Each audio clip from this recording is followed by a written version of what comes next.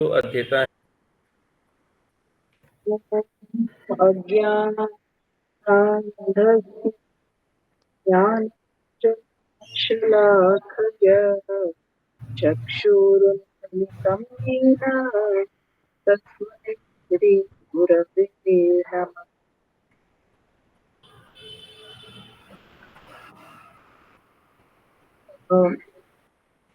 मेरा विषय है हीनता बोध से मुक्ति के 10 उपाय। विषय में जाने से पहले मैं कुछ बातें रखना चाहती हूँ हमारे संस्कृति के विषय में। हमारी संस्कृति सबसे पुरातन है। हमारे पूर्वजों ने एक ऐसी श्रेष्ठ संस्कृति और सभ्यता का विकास किया जिसमें चिरंजीविता के गुण अपने में समाये हुए थे। हमारी संस्कृति खुशहाली और बहुत समृद्धि के भी संकेत है, जिसमें हम दूसरे राष्ट्रों को एक उत्तम जीवन शैली कैसे जिया जा सकता है इसका उदाहरण, ये सीख भी दे सकते हैं। ऐसी हमारी संस्कृति और हम में ऐसी सामर्थ्य भी है। पूर्व में भगवान राम, भगवान कृष्ण ऐसे भगवान का अवतरण हुआ इस भूमि पे और इस भूमि को उन्होंने पावन बनाया। महर्षि वेद व्यास, वशिष्ठ, वाल्मीकि, भृगु जैसे ऋषिगण यहाँ पे पैदा हुए। अनेक संत, विद्वज्जन और राजा महाराजाओं का की गाथा हम गाते हैं। प्रकृति, माता, गौ माता और स्त्री ऐसे हम शोषण नहीं करते हैं, अपितु हम उनकी आरक्षण करते हैं। ऐसे हमारी संस्कृति है। तो ऐसी संस्कृति में धर्म का बोध, कर्तव्य का बोध, विश्व कल्याणकारी हमारी मानस है। कुटुंब व्यवस्था, समाज व्यवस्था, ऐसी व्यवस्थाओं को हमने सुदीर्घ काल पोषण किया है और ऐसी एकमात्र संस्कृति हमारी भारतीय संस्कृति है। ऐसी संस्कृति का आज क्या हुआ है, ये देखते हैं। एक सुभाषित है, संतः परीक्ष्यानंतरद भजन्ते मूढ़ः परप्रत्ययनीय बुद्धि।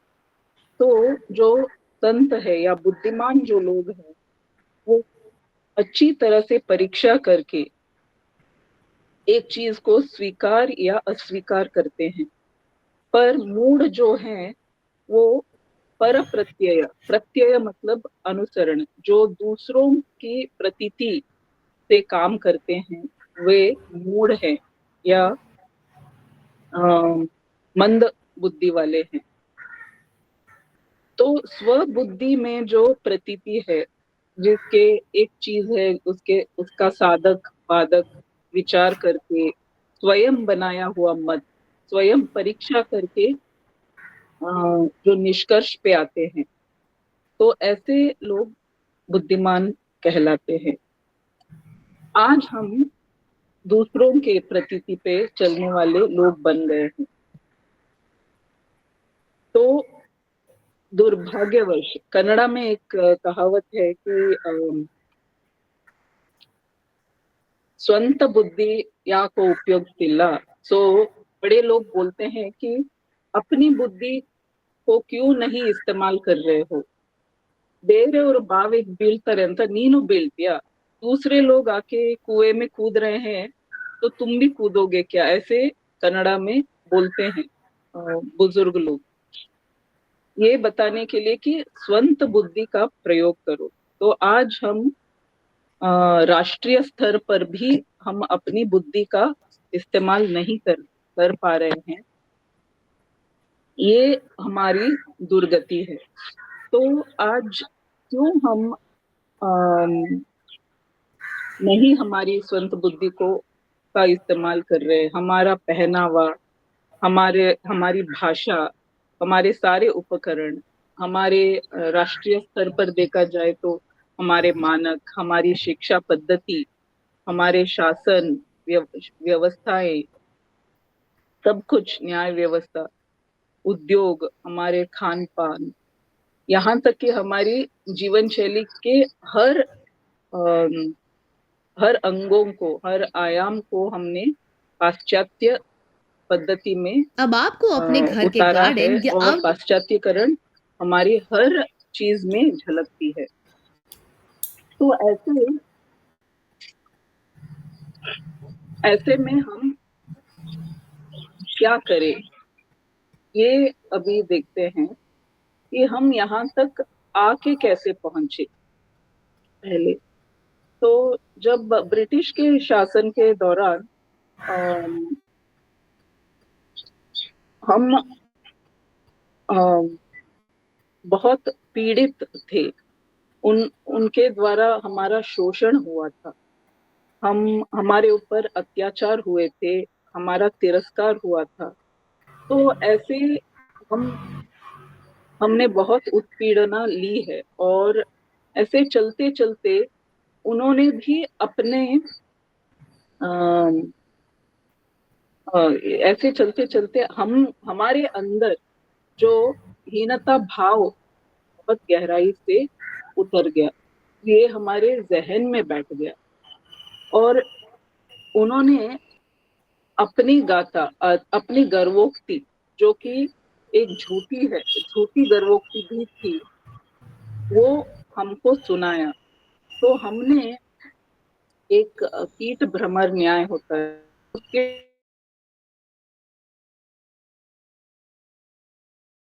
हम आतंकित थे पर उनको मानने लगे।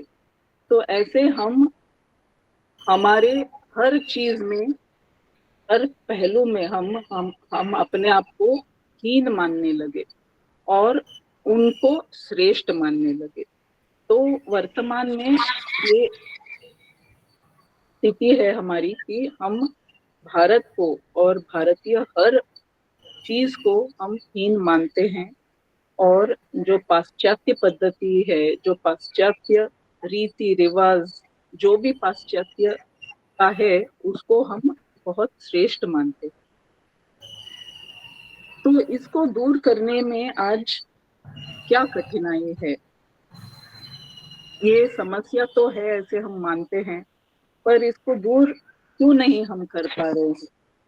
क्योंकि जैसे ही हम बोले कि अंग्रेजी को हटाओ और जैसे ही हम बोले कि ये हीनता बोध है, इसका उपाय हमको पाश्चात्यकरण को त्याग करने में है, पिज्जा नहीं खाना है, हमको रोटी दाल चावल खानी है, तो तुरंत हमारे अंदर का जो आतंकित अंग्रेज है वो बोल उठता है कि पिज्जा खाने से हम कोई दुर्बल नहीं हो जाते, हम अभारतीय नहीं हो जाते हैं, अंग्रेजी में क्या बुराई है, आज ग्लोबलाइजेशन का जमाना है तो हमको अंग्रेजी चाहिए।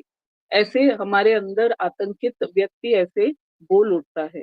तो ये तर्क हमारे अंदर आके, झूठा तर्क आके बैठ गया है और ये तो घोर हीनता बोध के लक्षण भी हैं। तो इसका समाधान, क्योंकि समस्या इतनी गंभीर है, तो इसका समाधान भी बहुत गहराई से सोच के, हर स्तर पे सोच के हमको इसका हल ढूंढना चाहिए। तो मैंने ऐसे सोचा है कि इसकी समस्या 3 स्तरों में हम ढूंढ सकते हैं। एक है व्यक्तिगत स्तर पे, दूसरा है सामाजिक स्तर पे और तीसरा है राष्ट्रीय स्तर पे। तो व्यक्तिगत स्तर पे हमारे व्यवहार कैसे हैं, इसको हमको परीक्षा करनी चाहिए। तो व्यवहार में हमको अ, अपने आप को नियम और जो एक प्रिंसिपल लेड लाइफ, तो हमको अपने आप को एक नियम में बांधना चाहिए। संयम का अनुसरण करना चाहिए। ऐसे हमको प्रगतिशील बनना चाहिए, हमारे व्यक्तित्व का निर्माण करने में अम, करने का प्रयास करना चाहिए। और स्वाध्याय और सत्संग, ये हमारे भारतीय आयाम हैं, तो इनको हम व्यक्तिगत जीवन में उतारना चाहिए। तो हर घर में उदाहरण, हर घर में माँ बहुत प्रेम से खाना बनाती है और खिलाती है। तो माँ निस्वार्थ भावना से जब बनाती है, तो ये बच्चों में भी संस्कार बीज होता है कि निस्वार्थ सेवा करनी चाहिए। उसमें आनंद जब को मिल माँ को जब आनंद मिलता है, तो ये बच्चों में भी ये संस्कार जाते हैं। इसलिए घर में माँ खाना बनाती है हमारी भारतीय संस्कृति में, और बच्चों को और परिवारजनों को प्रेम से खिलाती है। तो ऐसे घर में क्या क्या कर सकते हैं हम उपाय, इसका हमको सोचना चाहिए। जैसे घर में मातृभाषा का प्रयोग होना चाहिए, हमारे संप्रदायों का पालन करना चाहिए, और हमारे त्योहार, हमारे उत्सव, हमारे पर्वों को बहुत धूमधाम से मनाना चाहिए। तो बच्चों को ये संस्कार जाते हैं। और बच्चों को अपने हाथों से काम, हमको अपने व्यक्तिगत तौर पे भी काम करना चाहिए, और हमारे अपने हाथ जो आज तक काम नहीं किए हैं हमने, उनको क्रियान्वित करना चाहिए। तो ऐसे हमारा आत्मबल भी बढ़ेगा, और हम बच्चों को भी एक मार्गदर्शन दे पाएंगे। अम, सामाजिक स्तर पे समाज बहुत सारे परिवारों का एक टोली है, और ऐसे समाज, भारतीय समाज की पुनर्रचना आज होनी है। तो मुझे लगता है समाज और राष्ट्र में आंदोलन द्वारा ही हम कुछ कर पाएंगे। सरकार कुछ करेगी ये आशा लेके बैठ गए तो कुछ होने वाला नहीं है। तो इसलिए मुझे लगता है कि एक आंदोलन होना चाहिए। उदाहरण, शिक्षा क्षेत्र में एक आंदोलन होना चाहिए। हमारे शिक्षण पद्धति को हमको सबसे पहले भारतीय बनाना चाहिए। तो ये कैसे संभव है? हमको शिक्षण पद्धति में बहुत सारी चीजें हमको सोचनी पड़ेंगी, पाठ्यक्रम निर्माण करना होगा, जिससे शिशु वाटिका से लेके जब तक बच्चा उत्तीर्ण हो, तब तक हमारे इतिहास के हर पहलू को हमको, भारत के इतिहास में जो वीर आए, जो कहानियां हैं, उनको दर्शाना चाहिए। जो कहानी के द्वारा, खेल के द्वारा, गीतों द्वारा हमको भारत भारत के प्रेम, भारत प्रेम पूर्वक हमको दर्शाना चाहिए भारत के बारे में। और उनके हाथों को स्वावलंबी बनाने के लिए उनको हाथों द्वारा सेवा, जैसे गोपालन है, और कुम्हार वृत्ति है, कृषि है, कपड़ा बनाना है, मकान बनाना है, इत्यादि को उनको सिखाना चाहिए, ताकि ये सब जो हमारी वृत्तियां हैं, वो अपने आप को स्वावलंबी बनाती है। और जो बड़े बच्चे हैं, विद्यार्थी हैं, उनके साथ संवाद होना चाहिए, तर्क, उनको तर्कशील बनाना चाहिए कि कैसे पाश्चात्यकरण और ग्लोबलाइजेशन के नुकसान क्या हैं आज, इसको, इसके बारे में हमको संवाद करना चाहिए। कैसे भारत को अ, आज आज भारत की दशा क्या है, और क्या ये सही दशा है, और हम कैसे प्रगतिशील बने, हम भारत को भारत कैसे बनाएं। ऐसे बच्चों द्वारा हमको एक हल निर्माण करना चाहिए, और उनको उसको आगे बढ़ावा देना चाहिए, ताकि वो उसको आगे लेके बढ़े। ऐसे पोषक वर्ग का भी प्रशिक्षण होना चाहिए, जिसमें बच्चों को डब्बू ना बनाए, बच्चों में धैर्य आए। ऐसे हम जैसे योग हो गया और उनका मनोबल बढ़ाने के लिए कलरीपयट्टू हो गया, ऐसे मार्शल आर्ट सिखानी चाहिए, जैसे बच्चों का धैर्य बढ़ जाए और वो अपने आप की रक्षा कर पाए और परिवार की रक्षा कर पाए, ऐसे उनको धैर्य आना चाहिए। तो केवल बौद्धिक स्तर पे नहीं पर कार्यशील बन के ये काम होने वाला है। तो अम, ऐसे ही हमारे संस्कृति के बारे में कैसे ये ब्रह्मांड की सृष्टि हुई, सृष्टि की कथा, कैसे 14 लोकों की पहचान करनी चाहिए और हमारे ऋषि गणों की शक्तियों के बारे में बताना चाहिए, हमारी संस्कृति के बारे में उनको बताना चाहिए। हम डार्विन के प्रिंसिपल से नहीं अपितु हम ऋषि संतान हैं, ये उनको ज्ञात होना चाहिए। ऐसे हमको पाठ्यक्रम में कहानियां रचनी चाहिए, पिरोनी चाहिए। मकौली पद्धति से हटके हम भारतीय शिक्षण पद्धति को स्थापित हमको करना चाहिए, उसका प्रचार करना चाहिए और आचार्यों की का निर्माण करना चाहिए। ऐसे भारत में जगह जगह पे ऐसे गुरुकुल निर्माण होने चाहिए। तो मुझे लगता है कि ऐसे हम ऐसे ही हम हमारे अलग अलग व्यवस्थाओं को, जैसे न्याय व्यवस्था हो, तो अभी जो न्याय व्यवस्था है वो किसी और की दी गई व्यवस्था है, पर हमको हमारा न्याय व्यवस्था क्या है इसके बारे में संशोधन करना चाहिए और हमको हमारे न्याय पद्धति से जाना चाहिए, जो कि देश काल और अम, उसके जो संदर्भ है उसको देख के किया गया था। तो ऐसे हमको हर एक क्षेत्र को का परिशीलन करना चाहिए। जैसे कि हम आज ब्लाइंडली फॉलो कर रहे हैं जीडीपी को, तो जीडीपी क्या है, क्यों हमको उसको अपनाना चाहिए, इसका प्रश्न हमें पूछना चाहिए और हमको अपने मानक तैयार करने चाहिए। और हमारी पद्धतियां जो कि विश्वास और श्रद्धा पे आधारित, उनको पुनर्जीवित करनी चाहिए। जैसे कि दूध वाला आता है, दूध देता है और थोड़ा सा एक्स्ट्रा देके जाता है, ये हमारी पद्धति है।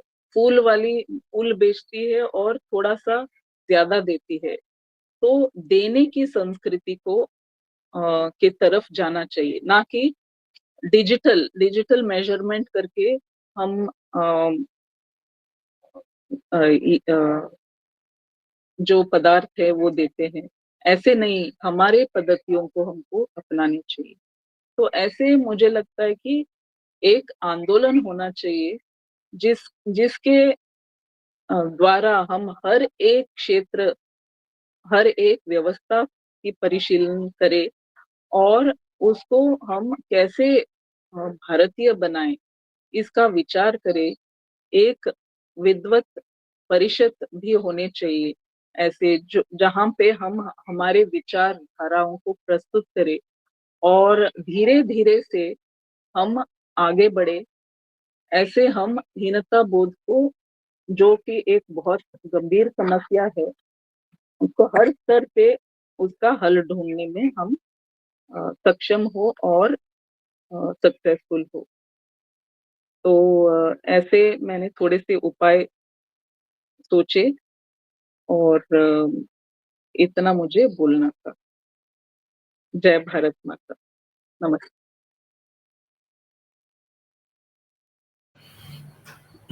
जी,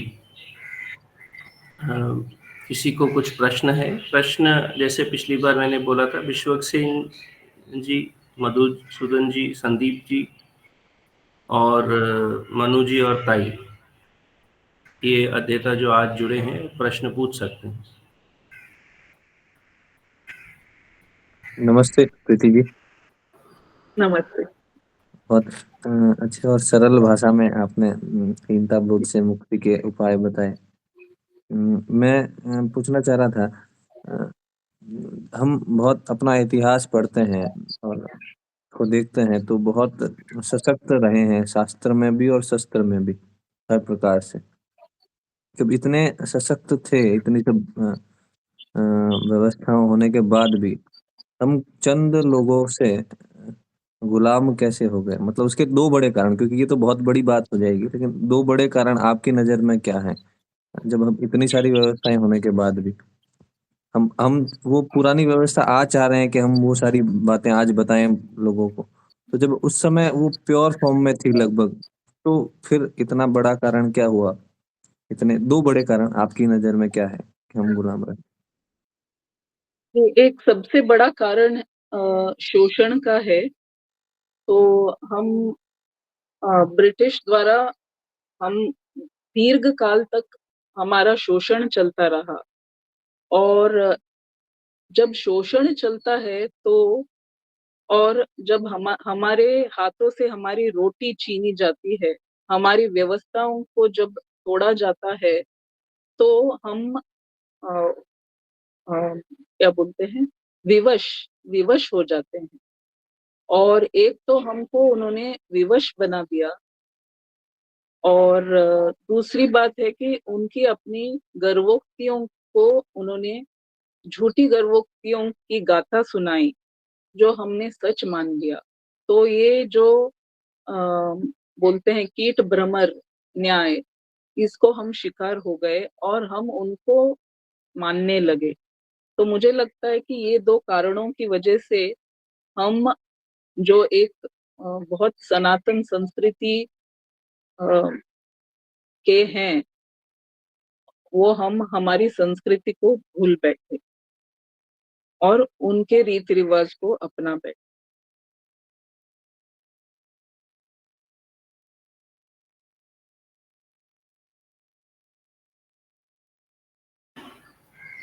जी, और किसी को कोई प्रश्न है?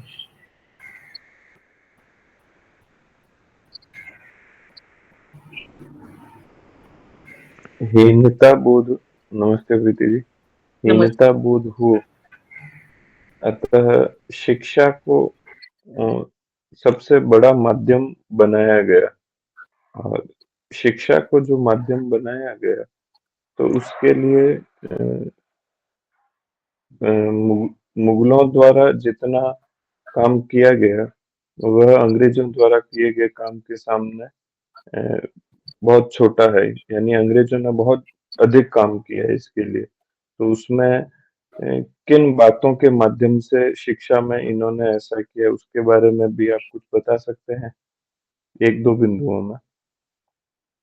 ब्रिटिशों ने कैसे शिक्षा द्वारा क्या किया, हीन, मुझे सुनाई हीनता नहीं दिया। हीनता बोध हुआ। अच्छा, हीनता ऐसे बोध। 2 बिंदु भारतीय समाज की मानसिकता को प्रभावित, शिक्षा के माध्यम से भारतीय जनमानस को प्रभावित करने के लिए क्या किया? जी, तो मकॉले जो एक ब्रिटिश था सरकारी अफसर, तो उसने 200 वर्ष का एक प्लान तैयार किया, जिससे हमारे मानस को पूर्ण तरह से नष्ट कर सके वो, और हमारी हर जो एक व्यवस्था थी उसको खंडन करने में ये समर्थ रहा। क्योंकि हम हमारी सारी जो बातें हैं, एक तो उन्होंने अंग्रेजी का इंट्रोडक्शन किया, हमारे सिस्टम्स, हमारे जो ग्राम व्यवस्था है उनको हीन बताया, और जो उनके सिस्टम्स है उनके गर्वोक्ति की। तो ऐसे पाठ्यक्रम ऐसा निर्माण किया जिसमें से हमारे अंदर के जो हमारे जो वर्ण व्यवस्था थी, हमारी जो जाति व्यवस्था थी, उस सब का खंडन एक तरफ से किया, और शिक्षा के द्वारा उन्होंने अपने गर्वोक्ति की कि हम मुगलों द्वारा हम कुचलित हो गए, हम ब्रिटिशों ने आके हम हमारा उद्धार किया। ऐसे ऐसी बातें उन्होंने उसके अंदर डाली। तो 50 वर्षों में जो ऐसी बातों को हम पढ़ के आए तो हम में ये हीनता बोध और गहरा हो गया। तो शिक्षा द्वारा बच्चों के मानस पे को उन्होंने तैयार किया, ना ही मानस को तैयार किया पर उन्होंने हमको डब्बू बनाया, क्योंकि हम हमारे हाथ से जो काम करते थे उस सब को उन्होंने नष्ट किया। केवल पुस्तक पढ़ने में उन पढ़ना है, ऐसे उन्होंने पाठ्यक्रम तैयार किया। तो हम हमारे हाथों को भूल बैठे और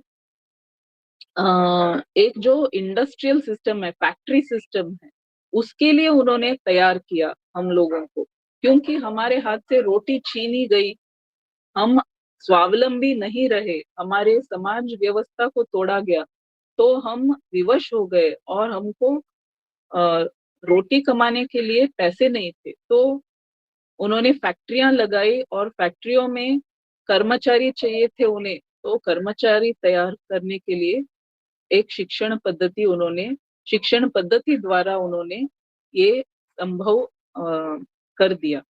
तो ऐसे मुझे लगता है कि ये 2-3 चीजें उन्होंने शिक्षा पद्धति के द्वारा हमको हीनता बोध देने में वो सक्षम रहे। जी।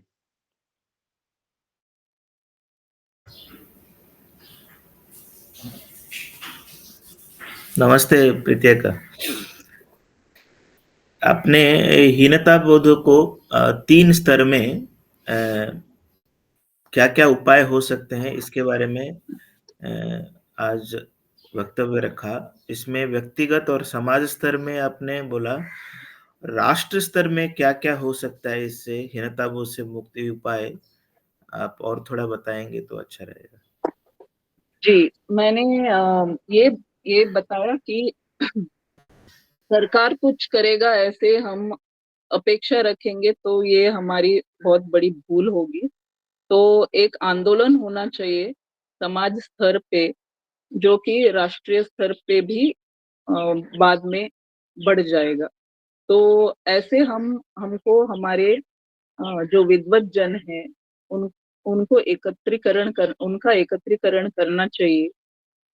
ऐसे ऐसे विषयों पे हमको विचार करना चाहिए, जैसे हमारे व्यवस्थाएं कैसे ठीक करें हम, न्याय व्यवस्था हो या गवर्नेंस हो या फिर लीगल सिस्टम हो, जो भी सिस्टम्स है उनके बारे में हमको सोच विचार करना चाहिए और उसको भारतीय कैसे बनाएं इसके बारे में हमको सोचना चाहिए, रिसर्च करना चाहिए और फिर उसके सिस्टम्स को हम कैसे फिर से स्थापन सिस्टम्स को कैसे फिर से स्थापना करें, ऐसे हमको सोच के एक वाइट पेपर या फिर पुस्तकों को हमको प्रकाशित करना चाहिए, जो बाद में हम क्रियान्वित कर सकते हैं।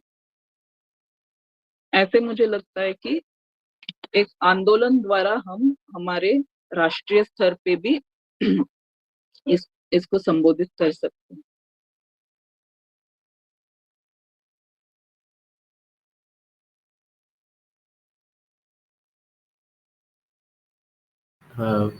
मेरा एक प्रश्न रहेगा इसमें प्रीति जी, ये अभी अगर हमको हीनता बोध से मुक्ति प्राप्त करनी है, इसमें अभी की सिचुएशन में सबसे ज्यादा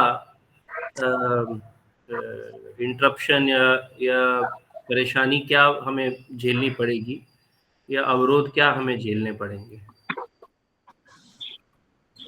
जी, क्योंकि समस्या व्यापक है और विस्तृत है, तो हमें हर पहलू से हमको ये अभी आज मीडिया द्वारा, क्योंकि आज हम ग्लोबलाइजेशन के समय में हैं, तो मीडिया भी इसका कोई हल नहीं दे रहा है, बल्कि हमको उसी तरफ खींच के जा रहा है। ये दर्शा रहा है कि कैसे डेवलप नेशंस हैं और कैसे हम अभी तक अंडर डेवलप या डेवलपिंग नेशन है। ऐसे हमारे जहन में बहुत गहरे से हम मानते हैं इसको। तो अभी आत्मविश्वास की कमी है। तो मुझे लगता है कि ये जो हम हमारी सोच में ये जो बहुत गहरे से हमको विश दिया गया है, उसको हम मानने लगे हैं। हम डेवलप्ड नेशन हैं, हमारे हमारे पास सामर्थ्य है, हम बलवान हैं, ऐसे सोच को बदलना चाहिए हमको। तो मुझे लगता है कि ये जो आत्मविश्वास की कमी है, ये सबसे ज्यादा घातक है हमको। तो आत्मविश्वास को बढ़ाने की बात करनी चाहिए और इस पे हमको काम करना चाहिए। ये मुझे लगता है कि सबसे इम्पोर्टेंट चीज है। प्रीति जी, मैं एक शब्द पर करेक्शन सुझाना चाहती हूँ। राष्ट्र संकल्पना को आपने सरकार और शासन व्यवस्था के रूप में, न्याय और कानून और इसके रूप में, गवर्नेंस के रूप में प्रयुक्त किया है। राष्ट्र ये राज्य नहीं है। सरकार, शासन, गवर्नेंस, न्याय, दंड, कानून, ये सब राज्य व्यवस्था है, राष्ट्र व्यवस्था नहीं है। राष्ट्र अलग है और राज्य संकल्पना अलग है। मुझे लगता है कि एक बार हमारे ग्रंथों में भी राष्ट्र संकल्पना के बारे में जो लिखा है, उसके संदर्भ में थोड़ा स्पष्टता पूर्वक अध्ययन करना चाहिए। इतना ही कहना है। जी ताई।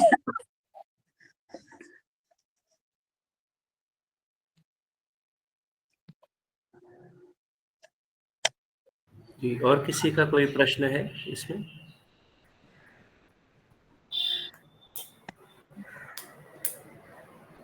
ठीक है, हम आगे बढ़ते हैं।